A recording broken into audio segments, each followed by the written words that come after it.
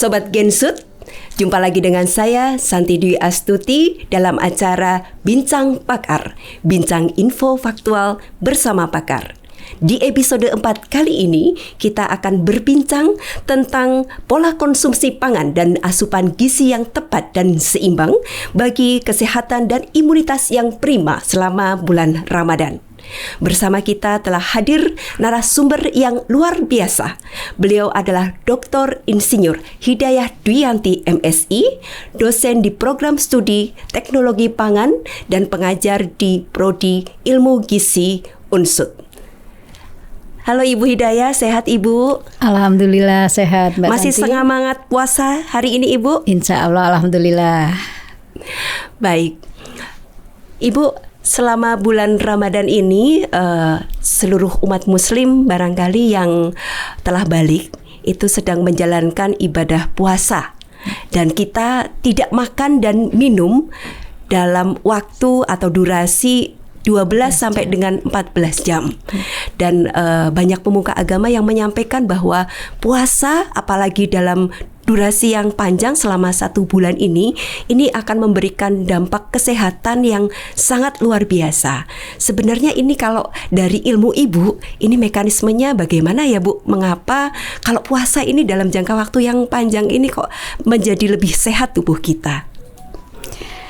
Baik Mbak Santi, sahabat Gensut yang saya sayangi semuanya, terkait dengan bulan puasa saat ini memang kita sedang menjalani bulan puasa di bulan Ramadan ini, dan ini sudah memasuki hari yang ke-5, Alhamdulillah. Nah, apa sih sebetulnya yang terjadi di dalam tubuh kita selama kita berpuasa 1 hari penuh, di mana sebelumnya kita tentunya melakukan santap sahur, di mana pada saat kita bersantap sahur itu kita sebaiknya itu adalah mengasup makanan-makanan yang tentunya mengandung zat-zat gizi yang dibutuhkan oleh tubuh, seperti misalnya karbohidrat, lemak, protein, vitamin, dan mineral. Jadi sebaiknya makanan-makanan yang kita makan pada saat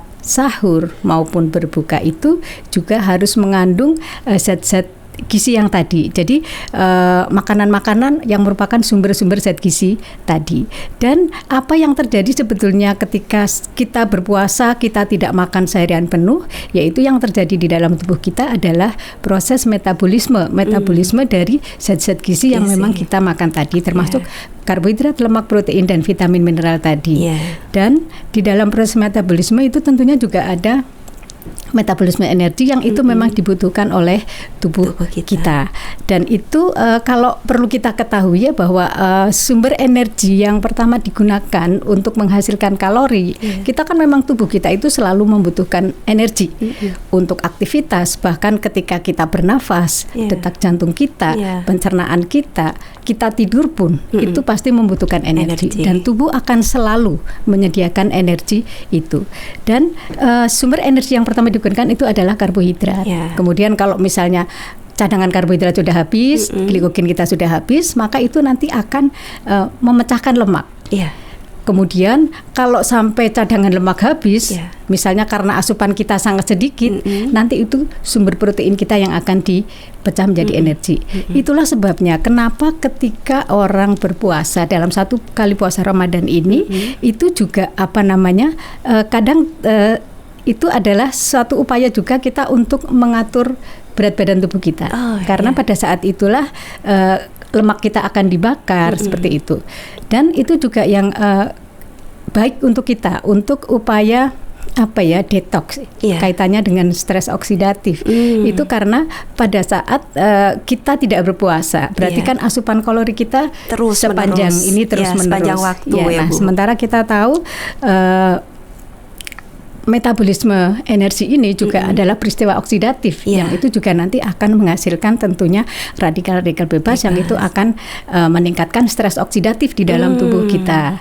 Oleh karena itu memang sebaiknya di dalam makanan kita itu juga harus mengandung selain zat-zat gizi tadi juga komponen-komponen yang lain yang mungkin tidak termasuk gizi tetapi itu sangat berperan untuk kesehatan kita seperti serat misalnya atau juga antioksidan. Sehingga sebetulnya dengan berpuasa ini ya kita istilahnya tubuh itu juga punya kesempatan untuk membersihkan diri karena selama waktu berapa tadi 12 sampai 14 jam itu proses itu terjadi dengan istilahnya normal apa ya tanpa ada gangguan makanan masuk gitu ya Bu ya. Seperti itu Mbak Santi. Ya. Jadi cocok sekali untuk yang ingin menurunkan berat badan ternyata ya Bu karena ada selain pembakaran karbohidrat ada juga pembakaran lemak dan protein untuk energi ya Bu ya. Tapi seharusnya protein jangan sampai digunakan sebagai sumber energi karena protein bagi tubuh kita kan itu untuk membangun tubuh juga itu juga untuk imun kita itu kan juga sumbernya dari protein sehingga sebaiknya protein tubuh kita itu tetap terjaga, tetap dimanfaatkan bisa sebagai imun, kemudian enzim dan hormon-hormon yang juga memang dibutuhkan untuk proses metabolisme di dalam tubuh kita. Jadi memang kan terjadinya pembakaran lemak itu kan juga memang bisa untuk menurunkan berat badan kita. Itu sebenarnya memang bagus. Makanya kadang orang kalau mau menurunkan berat badan rajin-rajin puasa seperti itu kan seperti itu. Agar harapannya lemaknya banyak yang diubah menjadi energi seperti itu ya Bu ya. Dibakar untuk menjadi energi. Baik Ibu. Nah kemudian kita kan kalau berpuasa itu hanya makan dan minum itu di 2 waktu saja ya Bu ya, di sahur dan nanti waktu berbuka. Nah ini barangkali makanan-makanan apa saja yang tepat ini untuk kita konsumsi di kala sahur dan berbuka ini Bu? Baik Mbak Santi, jadi memang selama puasa ini kita kan juga harus bersantap sahur, kemudian nanti setelah masuk waktu maghrib kita berbuka puasa. Nah pada saat kita bersantap sahur ataupun berbuka puasa itu sebaiknya susunan atau menu makanan kita itu adalah menu makanan yang memang bisa menyediakan zat-zat gizi yang dibutuhkan oleh tubuh kita. Jadi pastinya ada sumber karbohidratnya, sumber proteinnya. Ya karbohidrat itu bisa saja berupa serealia, bisa yang umum kita kan beras ya. Nah, tapi bisa saja serealia yang lain, gandum misalnya. Apalagi sekarang kan banyak sekali ya. Apalagi anak-anak remaja itu sekarang kan suka sekali makanan-makanan yang pasta-pasta seperti itu ya seperti Bu. Itu. Nah, itu juga sebetulnya sebagai sumber karbohidrat juga. Kemudian atau umbi-umbian ya, singkong, tales, kentang dan yang lainnya itu sebagai sumber karbohidrat. Kemudian sumber protein juga banyak, ada protein hewani dan juga protein nabati yang itu memang dibutuhkan oleh tubuh kita. Kemudian sumber lemaknya juga, kemudian juga sumber vitamin mineral yang banyak didapatkan dari buah dan sayuran. Sehingga sebetulnya tergantung pada kita harus bisa mengatur menu makan kita yang setidaknya mengandung bahan-bahan yang mengandung zat-zat gizi tadi tersebut. Jadi sebenarnya kebutuhan gizinya itu sama ya Bu, mau pada saat kita sahur atau pada saat kita buka ya Bu, harus memenuhi unsur gizi tadi ya Bu ya. Zat gizinya itu, tapi kalau untuk kebutuhan gizi masing-masing orang kan berbeda-beda ya, tergantung pada umur, tergantung pada berat badan seseorang itu juga akan mempengaruhi istilah yang kita sebut sebagai angka kecukupan gizi. Itu juga kan untuk setiap orang, setiap individu berbeda-beda tergantung pada usia, jenis kelamin, termasuk aktivitasnya juga ya Bu. Aktivitasnya juga ya. Tetapi kalau bahwa makanan atau dalam menu makanan yang kita konsumsi baik sahur maupun berbuka itu juga sebaiknya tadi mengandung zat-zat gizi tadi. Artinya tubuh kita memang harus mendapatkan zat-zat gizi tadi atau makanan-makanan yang beragam, bergizi, seimbang dan juga aman. Beragam artinya apa? Misalnya sayur ya, jangan sayurnya bayam aja gitu, tapi harus berganti sayuran yang lain. Kemudian sayurnya harus berwarna ya Bu ya. yang berwarna, ya oke. Sayuran hijau lah ya Mbak, mungkin hijau atau yang merah, yang orange seperti wortel dan lain-lain. Nah, itu. Nah, kenapa kita harus beragam? Ganti-ganti gitu ya, misalnya saya sukanya sumber proteinnya tempe terus gitu, itu juga nggak bagus ya. Baiknya gonta-ganti ya antara tempe, mungkin tahu, nanti ada ikan dan yang lainnya. Selang-seling, sayur pun besok kacang mungkin, nanti ada buncis, ada wortel dan yang lainnya. Kenapa seperti itu? Karena bahwa tidak ada satu jenis makanan pun yang mengandung gizi yang lengkap, sehingga harus dengan seperti itu nanti akan saling melengkapi ya. Jadi kalau kita sering konsumsi makanannya itu berganti-ganti atau beragam, itu nanti akan saling melengkapi. Nah, seimbang artinya jumlahnya itu harus cukup, jangan kurang juga jangan berlebih. Makanya kalau puasa itu harus pandai-pandai ya mengatur untuk di sahurnya, kemudian setelah berbuka juga setelah buka nanti berbuka, kemudian tentunya karena berbuka kita kan kita berpuasa satu harian itu kan kita berarti sangat mengalami penurunan ini ya, istilahnya mengalami hipoglikemi, tapi dia bukan hipoglikemi, artinya penurunan kadar energi kita berkurang ya Bu. Ya, sehingga kita harus segera mengembalikan.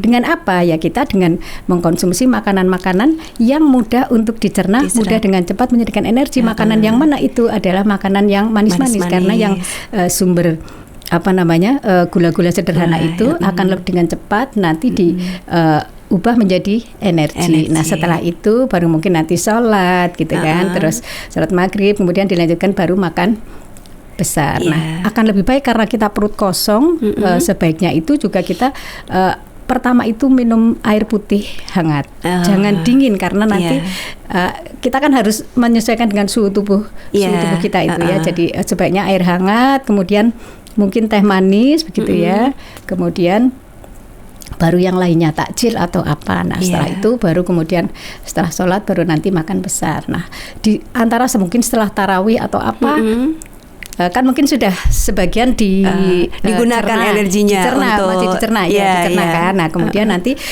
baru bisa diisi lagi nanti dengan camilan yang lain atau makanan yang lain. Nah, baru kemudian di sahur jika diusahakan untuk mengasup makanan-makanan yang juga tadi mengandung karbohidrat, lemak, protein, vitamin dan mineral. Seperti itu. Ini ada nggak Bu makanan-makanan yang harus ditambah jumlahnya atau dikurangi? Misalkan lemak, harapannya lemaknya dikurangi biar efek penurunan berat badannya itu maksimal, misalkan seperti itu, atau memang harus kita menerapkan konsep B2SA itu Bu, bergizi, beragam, bergizi, seimbang dan aman. Ya, itu memang harus seimbang, harus cukup. Memang semuanya kalau kebanyakan juga nggak bagus. Ya kan, karbohidrat kebanyakan juga nggak bagus. Begitu pula lemak. Kemudian tadi Ibu menarik bahwa pada saat kita berbuka puasa itu ya Bu ya, ini banyak sekali barangkali teman-teman Sobat Gensut ini kalau buka puasa khususnya ya Bu, ini langsung minum air es kan ya Bu. Ternyata itu tidak baik ya Bu ya. Sebaiknya harus yang hangat-hangat dulu, seperti mungkin itu. Air putih hangat. Kan tubuh kita sudah mulai ini ya, kemudian baru minum teh manis hangat atau minum hangat lah, yang penting minum hangat dulu, baru nanti minum yang dingin-dingin. Kan memang kayaknya kalau siang-siang kita kepanasan Bu. Es itu kayaknya enak gitu tapi sebaiknya jangan begitu buka langsung aduh aku tadi sudah pengen sekali seger-seger gitu langsung minum es. Sebaiknya akan lebih baik kalau itu sebetulnya minum air putih hangat dulu. Dan juga selama berpuasa kita berusaha untuk pada saat selama kita tidak puasa malam itu ya, sampai nanti waktu imsak itu ya usahakan air putih itu tercukupi. Karena minimal 8 gelas per hari ya Bu ya. Betul. Ya gimana kita mendistribusikan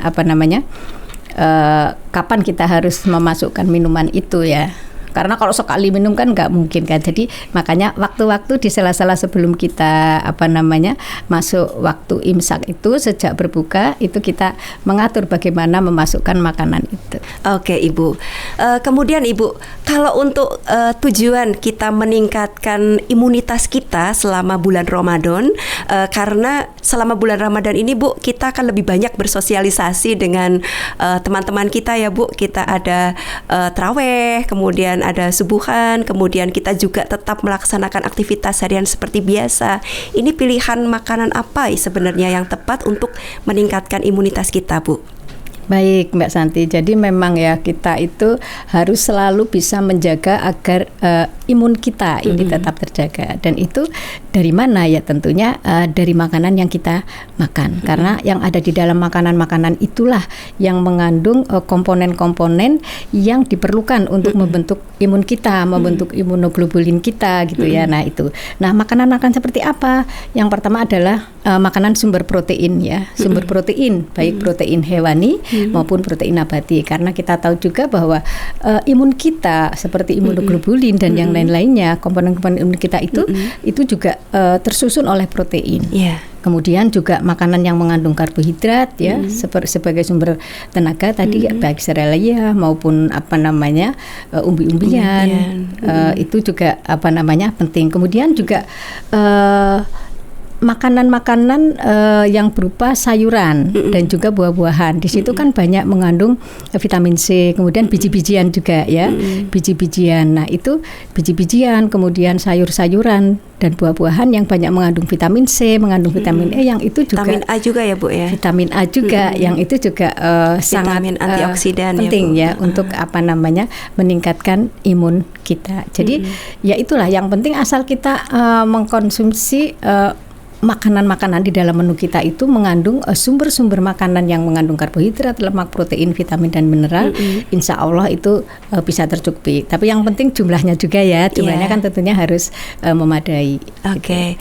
Kemudian Ibu tadi disampaikan kalau protein itu menjadi bagian dari komponen untuk meningkatkan imunitas kita ya Bu. Kemudian bahwa ada protein dari sumber nabati dan hewani, dan itu harus berselang-seling ya Bu ya. Itu kenapa ya Bu harus berselang-seling seperti itu? Bukan Ibu? Berselang-seling, malah ada baiknya juga ya, ada protein hewani, protein nabati. Tapi kalau protein nabati juga tidak apa-apa. Tapi itulah yang tadi saya katakan, beragam. Beragam artinya kita jangan monoton ini saja gitu. Tapi makan tempe aja gitu tempe ya Bu? aja atau tahu aja, makan atau daging tahu aja gitu tempe ya Bu? aja gitu ya. Tapi itu yang harus selalu saling berselang-seling agar bisa saling melengkapi seperti itu. Oke. Kalau terkait dengan kedapat cernaan atau availability dari protein nabati atau hewani itu bagaimana ya Bu? Tentunya yang lebih bagus adalah yang protein hewani ya, karena protein hewani itu kan mempunyai mutu protein yang paling baik, seperti telur misalnya, itu kan mutu proteinnya yang baik. Ya memang kalau protein nabati ini ya mungkin kita harus mengasup dalam jumlah yang banyak, tapi juga kaitannya dengan kecernaannya itu memang akan lebih bagus adalah yang protein hewani, telur, daging ya. Tetapi yang makanan-makanan itu yang sebagai sumber protein juga sebaiknya juga yang low fat ya, artinya daging gitu kan, yang low fat. Jangan banyak lemaknya gitu ya Bu. Meskipun kalau kita dari pangan kan lemak itu akan meningkatkan penerimaan gitu kan, karena lebih gurih, lebih enak ya Bu. Ya, dan kalau di sebagai pelumas juga kalau pada bakar-bakaran itu kan akan membuat menjadi lebih lembut, merangsang selera dan karena lembut teksturnya ya Bu. Tekstur menjadi lebih lembut. Itu kalau dari aspek pangan. Tetapi kalau kita bicara dari aspek gizi, nggak masalah sebetulnya konsumsi lemak, tetapi tetap harus dibatasi. Ya, pembatasan konsumsi lemak. Betul. Apalagi lemak-lemak jenuh gitu kan. Ya, nah, kita untuk goreng-goreng gitu ya Bu. Ya kalau nah jadi kalau minyak yang tidak jenuh, lemak yang tak jenuh itu akan mudah sekali mengalami kerusakan, terutama oleh panas. Oleh karena itu sebaiknya minyak-minyak yang tak jenuh seperti misalnya minyak kedelai gitu kan, minyak jagung itu jangan digunakan untuk menggoreng. Menggoreng karena di suhu yang tinggi dan waktu yang lama ya Bu. Untuk proses masak. Tetapi kalau misalnya untuk menumis tidak masalah, atau untuk membuat salad seperti itu tidak masalah. Karena ketika kita gunakan untuk menggoreng, maka asam-asam lemak yang tak jenuh itu nanti akan mudah mengalami oksidasi yang akan menghasilkan radikal-radikal bebas. Nah, radikal-radikal bebas itu nanti ada di makanan kita, berarti kita mengkonsumsi radikal bebas. Sebetulnya kita itu setiap saat selalu terpapar dengan radikal bebas. Tetapi nggak perlu khawatir ya, karena kita sebenarnya juga punya pertahanan di dalam tubuh kita. Kita punya antioksidan endogen seperti superoksida dismutase. Juga sebaiknya makanan-makanan kita juga mengandung antioksidan itu. Ya, banyak sekali sebenarnya di sayuran, di buah-buahan seperti ada antioksidan vitamin seperti tadi vitamin A, vitamin E, vitamin C. Nah, itulah sebabnya kenapa kita sebaiknya itu mengkonsumsi makanan-makanan yang beragam ya. Baik sumber karbohidrat, lemak, protein, vitamin dan mineral. Vitamin mineral itu kan ya yang sayuran, buah-buahan yang berwarna itu yang tentunya baik untuk tubuh kita. Nah, kalau misalnya kondisi stres oksidatif di dalam tubuh kita tinggi, nah itu yang nantinya akan memicu berkembangnya berbagai penyakit degeneratif. Itu seperti itu. Ya. Oke, menyambung ini Bu, penyakit degeneratif ini menarik ini Bu. Kalau saat kita berpuasa di bulan Ramadan ini bagaimana untuk individu-individu yang memiliki gangguan kesehatan dan penyakit seperti diabetes atau sakit MAH ataupun misalkan darah rendah ya Bu, yang mungkin jadi gimana ini Bu yang tepat untuk pemilihan makanannya? Baik Mbak Santi, jadi memang banyak sekali ya, atau banyak terjadi kasus-kasus misalnya penyakit diabetes mellitus dan ginjal mungkin kan, kemudian ginjal. Gitu kan, MAH gitu kan. Nah, gimana kalau mereka berpuasa seperti ini kan? Nah, kalau untuk diabetik kita tahu ya bahwa pada diabetik, orang yang menderita diabetes mellitus itu tentunya ada gangguan di dalam hormon insulinnya, ya kan? Yang kita tahu sebetulnya hormon insulin itu perannya adalah untuk memasukkan glukosa yang ada di sirkulasi darah kita masuk ke dalam sel. Nah, pada individu ini diabetes yang menderita diabetes mellitus ini itu mengalami gangguan atau bisa mengalami resistensi insulin. Jadi mungkin insulinnya ada tetapi tidak peka. Sehingga ketika ada gula darah cukup tinggi di dalam sirkulasi darah kita tidak dimasukkan ke dalam sel. Makanya ketika dicek kadar gula darah puasanya tetap tinggi, bukan naik tapi tetap tinggi. Karena ketika kita makan itu secara otomatis pasti akan terjadi kenaikan kadar gula darah. Tetapi pada individu yang normal, maka karena kerja insulinnya normal, sehingga nanti glukosa darah itu akan dimasukkan ke dalam sel, kemudian dimetabolisme. Itulah sebabnya kenapa kalau para diabetik itu juga kadang sering diikuti dengan rasa lemas. Kenapa begitu? Karena glukosa ini tidak masuk ke dalam sel sehingga tidak bisa dimetabolisme untuk menghasilkan energi. Oleh karena itu sering kadang dengan cara pengaturan penyuntikan insulin untuk bisa memasukkan glukosa darah ini ke dalam sel sehingga nanti bisa menjaga untuk dimetabolisme menghasilkan energi. Nah, untuk kelompok-kelompok yang seperti ini tentunya orang yang menderita diabetes mellitus ini baiknya adalah mengkonsumsi makanan-makanan yang mempunyai indeks glikemik yang rendah. Jadi indeks glikemik itu adalah nilai pangan yang kaitannya dengan bagaimana pangan ini cepat atau lambat menaikkan gula darah. Jadi kalau yang IG-nya rendah berarti lambat menaikkan kadar gula darah. Nah, makanan-makanan yang mengandung indeks glikemik yang rendah itu yang seperti apa? Biasanya yang mengandung serat yang tinggi gitu ya, yang artinya karbohidrat yang mengandung serat tinggi, sulit dicerna gitu. Kenapa? Kalau mengandung serat yang tinggi artinya juga harus banyak mengkonsumsi serat kan, makanya kan harus banyak mengkonsumsi serat karena serat itu nanti di dalam isi usus kita itu akan mengakibatkan isi usus kita menjadi viskus. Karena viskus menjadi glukosanya sulit diabsorpsi gitu kan, sehingga kenaikan kadar gula darahnya bisa dikendalikan. Itu seperti itu. Nah, kemudian apa saja sih sebetulnya yang boleh dikonsumsi? Apakah nggak boleh konsumsi kurma ya? Kurma kan manis, boleh saja. Tetapi 1 atau 2 cukup ya. Harus dibatasi ya Bu ya. Sangat dibatasi karena memang kadar gulanya tinggi. Tetapi sebetulnya di dalam kurma itu juga mengandung serat yang tinggi. Sehingga kalau 1-2 pun tidak masalah. Artinya tidak sama sekali bahwa orang yang diabetes tidak boleh makan kurma. Begitu. Memang orang yang diabetes itu harus membatasi asupan gula sederhana, ya, seperti glukosa, sukrosa itu juga harus dibatasi. Tetapi kan makanya termasuk sekarang gula-gula yang ada di buah, Bu? Gula yang ada di buah itu sebetulnya mungkin kadar gulanya tinggi ya, tetapi glycemic load-nya mungkin bisa rendah, artinya karena ada seratnya, ada serat itu. Ya, jadi sebetulnya di buah-buah itu yang penting dan buah pasti kan kandungan seratnya tinggi, ya. Artinya meskipun manis, tetapi tetap IG-nya itu termasuk yang IG rendah atau sedang, mungkin seperti itu. Kemudian buah potong ya itu tadi ya bisa saja. Kemudian kolak misalnya, nggak boleh makan kolak ya, karena manis gitu. Boleh-boleh aja ya. Kolak pisang boleh, tapi baiknya pisang yang mana? Yang untuk kalau yang orang diabetik itu pisang yang masih mengkel, yang belum matang sekali. Kenapa? Harus dipilih pisangnya juga ya, Bu. Tidak boleh terlalu matang. Karena kalau sudah terlalu matang, kita tahu kan prosesnya itu kan di dalam proses ripening atau pematangan buah itu kan terjadi perubahan dari karbohidrat kompleks menjadi sederhana menjadi gula-gula, makanya menjadi lebih manis. Nah, kolaknya ya kolak yang itu tambahi kolang-kaling. Kolang-kaling itu kan juga mengandung glukomanan yang tinggi juga ya, serat yang tinggi juga. Nah, itu juga bagus untuk menurunkan indeks glikemik pangannya. Dan juga sayuran.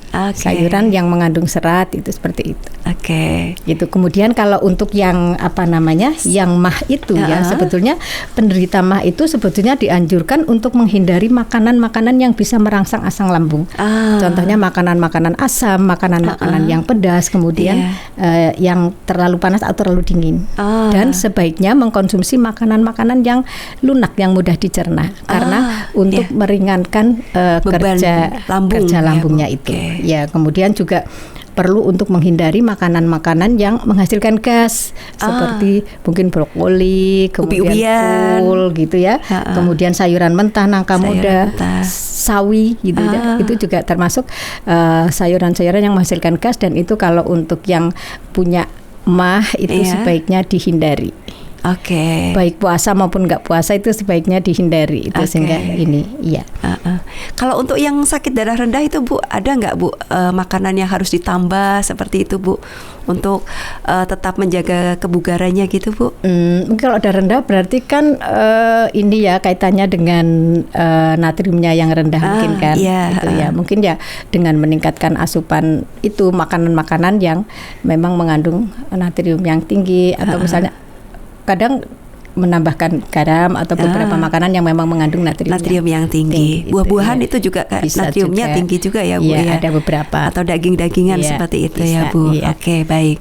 Baik, Ibu Hidayah, terima kasih banyak untuk menyempatkan waktu bersama Sobat Jensut berbincang-bincang pada kali ini. Baik, terima kasih Mbak Santi, terima kasih Sobat Jensut, sampai ketemu lagi. Oke Sobat Jensut, demikian Bincang Pakar kali ini. Program Bincang Pakar telah selenggara dengan kerjasama Humas dan LPPM Universitas Jenderal Sudirman dengan sponsor dari BSI Cabang Purwokerto. Sampai jumpa di Bincang Pakar episode selanjutnya. Bye. Sampai jumpa. Sampai jumpa.